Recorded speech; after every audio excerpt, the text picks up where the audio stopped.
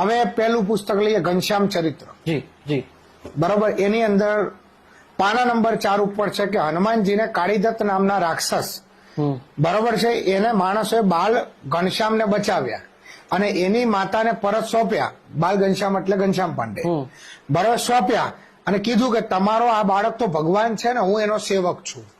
કોણ કે છે? હનુમાનજી મહારાજ. બરોબર. હા બીજો રેફરન્સ માર્કંડેય ઋષિ કેટલા વર્ષ પહેલા થઈ ગયા. અને આ બધું જ ક્યારે ઘટિત થાય છે ખબર? જયારે ભારત દેશના નાગરિકો અંગ્રેજો સામે લડાઈ થાય છે ત્યારે ઘનશ્યામ પાંડેની લડાઈઓ રાક્ષસો જોડે હતી. બોલો. આ 200 વર્ષ પહેલાની વાત. જી જી બિલકુલ એકદમ. માર્કંડેય ઋષિ બાલ ઘનશ્યામના ઘરે આવ્યા અને એનું નામકરણ કર્યું. પાના નંબર 7. પછી છે માતા લક્ષ્મી પધાર્યા અને બાલ ઘનશ્યામને કહ્યું મને તમારી સેવાનો લાભ આપો. લક્ષ્મીજી માતા વિષ્ણુ ભગવાનના પત્ની કે તમારી સેવાનો અમને લાભ આપો. બાલ ઘનશ્યામે કહ્યું કે હું જયારે કાઠિયાવાડ આવું ત્યારે તમે પણ આવજો ને હું તમારી ઈચ્છા પૂર્ણ કરીશ. પાના નંબર 10. ઘનશ્યામ પાંડે લક્ષ્મીજીની ઈચ્છા પૂરી કરશે. હા બોલો. આ જ જોવાનું બાકી હતું. આમ જો તો પૂરી કરી કહેવાય ને થોડી ઘણી. લક્ષ્મીજી અમને પૂરી કરી એવું લખાય છે. બાલ ઘનશ્યામે 8 સિદ્ધિઓને અષ્ટસિદ્ધિ 8 સિદ્ધિઓને પોતાની માતા માટે ભોજન લાવવાની આજ્ઞા કરી. પાના નંબર 11. સાહેબ ક્યાંય બાકી નથી રાખ્યું. વિચાર તો કરો તમે. હજી આ ટ્રેલર નથી, પિક્ચર બાકી છે. બાલ ઘનશ્યામે કાળીદત્ત રાક્ષસને મારી નાખ્યો. હા. પાના નંબર 18. બાલ ઘનશ્યામે યમરાજનું રૂપ ધારણ કરી અને માછીમારને ડરાવ્યો. પાના નંબર 21. હવે યમરાજી થઈ ગયા. હા. બાલ ઘનશ્યામને વાગ્યું ત્યારે ઇન્દ્ર, ચંદ્ર, બ્રહ્મા, વિષ્ણુ વગેરે આવ્યા. પાના નંબર 39. ખબર કાઢવા આવ્યા. બધા નવરા હતા. બાલ ઘનશ્યામે ભગવાન રામના રૂપમાં પોતાના માતા પિતા અને બીજા લોકોને દર્શન આપ્યા. પાના નંબર 61. આ રેફરન્સ એટલે આપ ચેક કરી શકો. આ લોકોની વેબસાઇટો પડી જ છે. કાશીના વિદ્વાનોએ ઘનશ્યામના રૂપમાં શિવ અને રામના દર્શન થયા. પાના નંબર 78. હવે બીજું એક પુસ્તક લઈએ નીલકંઠ ચરિત્ર. પુસ્તકમાં લખાયેલી વાતો. હનુમાનજીએ કહ્યું મહારાજ, હનુમાનજી મહારાજ મહારાજ એટલે ઘનશ્યામ પાંડે કે તમારા નિત્ય દર્શન કરવાનો મારો નિયમ છે. આપની આજ્ઞા હોય તો આપની સાથે સેવામાં રહું. સહજાનંદે કહ્યું હમણાં તો એકલા જ વિચરણ કરવાનો મારો વિચાર છે. હું યાદ કરું ત્યારે તમે આવજો. પાના નંબર 2. સાહેબ તમે જુઓ આ કેટલી હદે આ બધા પુસ્તકો બાળકોને ભણાવવામાં આવે છે સાહેબ. તો આનો મતલબ એટલે તમારા બાળક જે ભણે છે હિન્દુ નથી રહેવાને લખી રાખજો. જી જી જી બિલકુલ. તો સૌથી પહેલા તો આપણે એ જ કરવું જોઈએ કે આપણું બાળક આપણા આડોશ પડોશમાં રહેતા બાળકો જે ગુરુકુળમાં ભણે છે ત્યાંથી એને ઉપાડો અને કોઈ સારી જગ્યાએ બેસાડો. હવે તમે એના બાળકોને ચેક કરીને પૂછશો ને, આ રેફરન્સ સાથે પૂછશો ને કે આ સત્ય છે, હું ગેરંટી આપું બાળક હા પાડશે. હા સત્ય છે, મને આજ ભણાવવામાં આવ્યું. બરોબર. હવે આગળ લઈએ. સહજાનંદે ચતુર્ભુજ નારાયણ ભગવાન રૂપે હિમાલય તરફ જતા તપસ્વીઓને દર્શન આપ્યા. પાના નંબર 8. હરિદ્વારના મેળામાં સાક્ષાત મહાદેવ. આ ખાસ સાંભળજો, આ વિડીયો પણ વાયરલ થયેલો છે કે હરિદ્વારના મેળામાં સાક્ષાત મહાદેવ અને મા પાર્વતીએ બ્રાહ્મણનો વેશ ધારણ કરી સહજાનંદની ઘણી દિવસ અને રાત સેવા કરી. પાના નંબર 10. સાહેબ અમારો દેવાદેવ મહાદેવ અમારો બાપ છે અને આટલી હદે આ લોકો જશે ખબર નથી બાપુ. આ તમે કીધું ને ત્યારે લોકોને ખબર પડી. બાકી આ ખરેખર આટલું તુચ્છ. હજી ઘણા 50 વિડીયો આવશે મારા આના ઉપર. ખાલી પ્રૂફ જ આપીશ કે આ કેટલા ખોટા છે. બીજું, લક્ષ્મણ ઝૂલા પાસે લક્ષ્મણજી મૂર્તિમાંથી સાક્ષાત લક્ષ્મણજી પ્રગટ થયા, બહાર આવ્યા અને સહજાનંદના ચરણોમાં નમી પડ્યા અને સહજાનંદે શ્રી રામચંદ્રના રૂપમાં દર્શન દીધા. પાના નંબર 10. સહજાનંદ માટે હનુમાનજી મીઠા ફળ લઈ આવ્યા.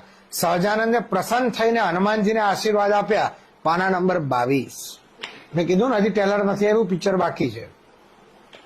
સૂર્યનારાયણે હાથ જોડી અને સહજાનંદને કહ્યું કે હે પ્રભુ, આપની કૃપાથી અને આપની ઉપાસનાથી મને પ્રકાશ પ્રાપ્ત થયો છે. પાના નંબર 25. હનુમાનજીએ કહ્યું હું અંજની પુત્ર હનુમાન છું અને નીલકંઠ વર્ણી એટલે કે સહજાનંદનો સેવક છું. પાના નંબર 42. એક બાવા અને બાવીના રૂપમાં એક સ્ત્રીએ સહજાનંદજીને કહ્યું કે આ શિવજી છે અને હું સતી છું. આટલા દિવસથી ભૂખ્યા છો એટલે અમે તમારી સેવા માટે આવ્યા છીએ અને સહજાનંદની સેવા કર્યાથી શિવ અને પાર્વતી અત્યંત આનંદિત થયા અને પછી પ્રણામ કરી અને અદ્રશ્ય થયા. પાના નંબર 63. હવે આ લોકોનું ત્રીજું પુસ્તક છે કે સહજાનંદ ચરિત્રનું એક પગ, સહજાનંદ ચરિત્ર જે હતું અત્યારે એનાથી પણ ઉપર એક ભ્રષ્ટ વાત. હવે સાંભળજો. જી જી જી. સહજાનંદ સ્વામીમાં સર્વે અવતારો સમાયેલા છે. તેઓ અવતારોના પણ અવતારી અને સર્વેના કારણ છે. પાના નંબર 3. મેં કીધું ને કે આપણે એવું બતાવતા હોય કે વિષ્ણુના અવતાર છે, એવું નથી. જેટલા અવતાર છે એ બધા સહજાનંદના, મતલબ ઘનશ્યામ પાંડેના અવતાર છે. બોલો. સ્વામિનારાયણ તો ઇન્દ્ર, ચંદ્ર, વિષ્ણુ, મહેશ વગેરે સર્વ દેવોના સ્વામી છે. તે કોઈથી જીતી શકાય તેવા નથી. પાના નંબર 10. અક્ષરધામમાં સ્વામિનારાયણ સિંહાસન પર બેઠા હતા. ત્યાં શિવ, બ્રહ્માદિ, અનંત દેવો, ઋષિઓ અને અવતારો એક પગે ઉભા રહી અને સ્વામિનારાયણની સ્તુતિ કરતા. પાના નંબર 15 અને 16. રુદ્ર, ભૈરવ, ભવાની આદિ જે દેવ દેવી છે તે કોઈ પણ જીવને સુખ દુઃખ દેવાના અર્થે સમર્થ નથી. પાના નંબર 31. આ એક જ સમર્થ છે. સહજાનંદે ગઢડામાં પોતાની જ મૂર્તિ સ્થાપી અને વાસુદેવ નારાયણ નામ આપ્યું અને બધાને કહ્યું કે આ અમારું સ્વરૂપ છે. પાના નંબર 32. પોતાના ભક્ત મૂળજી ભગતની મહિમા જણાવતા કહ્યું, બ્રહ્મા, વિષ્ણુ, મહેશ એક બ્રહ્માંડમાં રહ્યા છે તેવા અનંત બ્રહ્માંડને મૂળજી ધરી રહ્યા છે. ઘનશ્યામ પાંડે તો ધરી રહ્યા તો અલગ, એનો એક સેવક ધરી રહ્યો છે. બોલો. પાના નંબર 41 અને 42. સહજાનંદે કહ્યું, હા, હું સચ્ચિદાનંદ પરબ્રહ્મ પુરુષોત્તમ છું. હું જ રાધા લક્ષ્મીનો નાથ છું અને શાસ્ત્રોમાં મારો મહિમા કયો છે. પાના નંબર 56. સહજાનંદે પલંગમાં સુતા સુતા ઇન્દ્રને ધમકાવ્યા, વરસાદ નતો થયો એટલા માટે થઈને. પાના નંબર 66. હવે સહજાનંદે કહ્યું, બ્રહ્મા, વિષ્ણુ, મહેશ, રામચંદ્ર, શ્રી કૃષ્ણ આદિ સર્વેથી પાર અમારું અક્ષરધામ છે, તેથી પણ પાર હું છું. પાના નંબર 84. વડતાલને પોતાના હાથે પોતાની મૂર્તિ હરિકૃષ્ણની પ્રતિષ્ઠા કરી. પાના નંબર 121. સ્વામિનારાયણે અંગ્રેજ ગવર્નર માલ્કમને કહ્યું, તમારું રાજ ઘણા કાળ સુધી રહેશે. પાના નંબર 146. આ છે આ લોકોની વાસ્તવિકતા.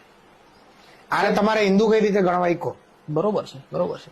બીજી વસ્તુ સાહેબ, તમે જે બધી વસ્તુ સાંભળીને એ બધું એમના પુસ્તકોમાં લખેલું છે, વર્ણન કરેલું છે અને આ જ બધી વસ્તુ ગુરુકુળમાં રહેલા બાળકોને ભણાવવામાં આવે છે સાહેબ. હવે વિચાર કરો કે એ કુકડું ફૂલ શું શીખશે. ખરેખર બાપુ, આ ઓમ જોવા જાય ને તો આ હસી પાત્ર છે આ બધા પુસ્તકો, પણ એટલી જ દુઃખની વાત છે. આના હાસ્ય પાછળ છે ને હિન્દુ ધર્મને બહુ મોટા અંધકારમાં નાખવાનું ષડયંત્ર છે. બાપુ, આ બધી વસ્તુ આપણે જોઈ, આપણે અત્યારે જાણી અને હજી અમે ઘણી બધી વસ્તુ તમારા માટે લઈને આવવાના છીએ કે આ બધી વસ્તુ થઈ રહી છે. આપણને ખબર છે, આજે આપણને ખબર પડી છે ને જનતાને પણ ખબર પડી છે. તો હવે આનો ઉકેલ શું? જો કોઈ છે ને ભૂલ હોય ને તો એની માફી હોય. જી. પણ અપરાધ અને અપરાધની માફી ના હોય. આ એક અપરાધ છે અને આમાં માફ કરવાના વિષયમાં અત્યાર સુધી આટલી બધી મિટિંગો થઈ ગઈ. લીંબડીમાં મિટિંગ થઈ, સાધુ સંતો મિટિંગ કરી, બરોબર છે. એટલે મિટિંગોથી કે આને માફી મંગાવવાથી કોઈ મતલબ નથી. આના સંપ્રદાયના મૂળ પુસ્તકો જ આનાથી ભરેલા છે. એટલે મારી દ્રષ્ટિમાં હું વ્યક્તિગત જો મત કહું ને તો આનો એક જ ઉકેલ છે કે તમે હિન્દુ નથી પહેલા તો, એટલે સનાતન ધર્મમાંથી બરખાસ્ત કરી નાખો. પહેલો મુદ્દો. બરોબર.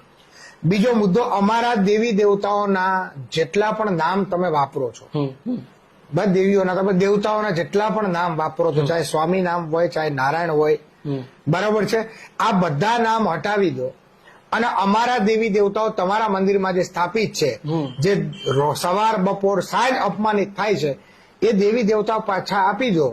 અને ભારત તો સંવિધાનનો દેશ છે અને સંવિધાને દરેક ધર્મને કે દરેક સંપ્રદાયને ફાળવાની છૂટ આપી છે. તો જેમ ઇસ્લામ છે, જેમ ઈસાઈ છે, એમ તમે તમારું નવું નામકરણ કરી, બરોબર છે ને, તમે તમારો પંથ ચલાવો. અમારા દેવી દેવતાના નામ અંદરથી કાઢી નાખો. અપમાન ના હોય કે પૂજવાના, બધું જ તમામ કાઢી નાખો. તમે આપી દો ઘનશ્યામ પાંડે સંપ્રદાય, અમને કોઈ વાંધો નથી. બરોબર છે. નારાયણ હટાવી નાખો. નારાયણ હટાવી નાખો. અમારા શબ્દો અને દેવતાઓ પાછા આપી દો. બરોબર. અને પ્રજાને પણ છૂટ છે, જે પણ સંપ્રદાય ધર્મ પાળવો હોય સંવિધાનમાં છૂટ છે. જે હોય એ હિન્દુના પેટના નથી હવે, એટલે હિન્દુ લખાવાનું બંધ કરી નાખો બરોબર છે. પોતાના બર્થ સર્ટિફિકેટ ની અંદર, અને તમારું જે કાંઈ નવું ગપોડાનંદ સંપ્રદાય કે જે કાંઈ તમને ઈચ્છા થતી હોય, ઘનશ્યામ પાંડે ઉર્ફે જે કાંઈ તમને ઈચ્છા થતી હોય એ લખાવો, વાત પૂરી થઈ જાય. આ જ મારી દ્રષ્ટિમાં ઉપાય છે, બીજો કોઈ ઉપાય નથી. બાપુ, એમના મંદિરોમાં પણ એવું જોવામાં આવ્યું છે, જેટલા મોટા મોટા મંદિરો છે એમાં શિવજીનું નાનું એવું મંદિર હશે, બરોબર. ગણપતિ બાપાનું નાનું એવું મંદિર હશે, અને વિશાળ કાય મૂર્તિ જે હશે ઘનશ્યામ પાંડેની હશે. આમાં છે યોજનાબંધ રીતે આ લોકોનું કામ છે. તમે કહો છો એકદમ સત્ય છે મિલનભાઈ. થાય છે કેવું આની અંદર કે જે શોરૂમ હોય ને, એટલે શરૂઆતમાં નાના નાના મોડેલ બતાવી અને રમક બતાવીને આકર્ષણ કરવાનું, જી. કારણ કે અમે હિન્દુ છીએ, હિન્દુ છે એવું બતાવવાનું, એટલે બાર શિવજી પાર્વતી આ બધું તમને દેખાય. હવે એ ઘેટું બીજા પડાવમાં આવે ને, એટલે એવું કહેવામાં આવે કે આ બધાના અવતાર એટલે સ્વામિનારાયણ ભગવાન છે. હવે એ ઘેટું એમ લાગે કે હવે કમ્પ્લીટ બ્રેન વોશ છે, એની ભાષામાં હરિભગત. એટલે છેલ્લે બતાવવામાં કે આ બધા સાઈડમાં સર્વોપરી તો આ છે. બરોબર છે. એટલે ધીમે ધીમે એક બાય એક સ્ટેપમાં પડાવમાં લઈ અને છેલ્લે અત્યારે એના બી હરિભક્તો બહાર આવે જ છે ને કે અમારા તો સર્વોપરી છે ને અમે તો રાખશું, પણ કોણ ના પાડે? રાખો ને તમે, બીજાના નીચા બતાવીને નહીં. એટલે જેમ ઇસ્લામ ને ઈસાઈ કલ્ટ છે, મારે આ લોકોને અલગ કલ્ટ આપી દો. અને હિન્દુઓને ખાસ કહીશ કે તમે હવે ખરેખર આ મુદ્દા ઉપર જાગો, બરોબર? બાકી તમારી આવનારી પેઢીને શિવજી શું છે ખબર નથી. પૂછશો તો એટલું જ કહેશે કે ઓલા દારૂડિયા વાળાને જે મળે ને એ શિવજી છે કે ગંજેડી છે કે નશેડી, આ શબ્દો તમને સાંભળવા મળશે. જી બિલકુલ. બરોબર. એટલે એમાંથી ચેતી જાઓ. ને બીજું કે સાધુ તરીકે બીજા સાધુઓને આહવાન કરું છું કે આ વિષય ઉપર જાગો, અને ચોક્કસ જેમ જ્યોતિર્નાથ બાપુ છે, બરોબર છે, દેવગીરી બાપુ છે, આ બધા આના ઉપર જાગૃત છે, તો બીજા પણ સાધુ સંતો તમે જાગો અને આ મુદ્દા ઉપર એક થાવ, જેનાથી આના ઉપર આપણે નિર્ણય લઈ શકીએ. બરોબર. અને ખાસ કરીને પ્રજા એ પણ જાગો. અમારે પહેલું જાગવું એટલા માટે જરૂરી છે, અને પ્રથમ વિડીયો બાબતે તમને જગાડવું એટલા માટે જરૂરી છે કેમ કે અમે જે કાંઈ પહેરીએ છીએ, બરોબર છે, કે અમે જે કાંઈ ગાડી વાપરીએ, સીએનજી પુરાવીએ, ડીઝલ વાપરીએ, કે જે કાંઈ અનાજ ખાઈએ છીએ એ સમાજે આપેલું દાન છે. એટલે મારા ગુરુનું કહેવું છે કે સમાજનું મફત ન ખવાય. સામે અમારું પણ સમાજના હિત માટેનું કર્તવ્ય છે, એટલે અમે અમારું કર્તવ્ય નિભાવીએ છીએ, બીજા સાધુઓ પણ પોતાનું કર્તવ્ય નિભાવે અને આ મુદ્દા ઉપર જાગૃત થાય અને એક થાય એના માટેના પ્રયાસ છે. અને ટૂંક સમયની અંદર અમારા સાધુ સંતોની આ માટે મીટિંગ પણ ભરાશે, જન જાગૃતિ પણ થશે, લીગલ કેસ પણ થશે, અને જરૂર લાગે તો શામ દામ દંડ ભેદ દર્શક મિત્રોને આપ સમજદાર છો. બિલકુલ બિલકુલ સાચી વાત કરી. મિત્રો, હવે જાગવાનો સમય આવી ગયો છે.